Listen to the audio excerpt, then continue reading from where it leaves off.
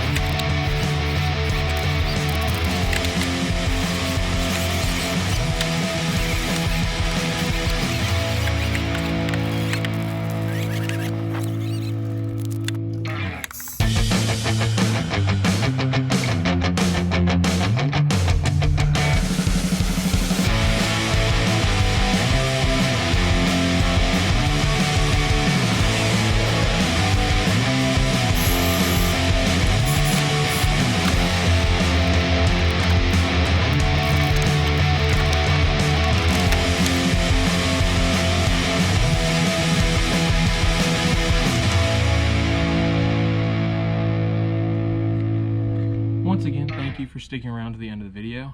If you like what you saw, make sure you hit that thumbs up, subscribe so you don't miss another episode.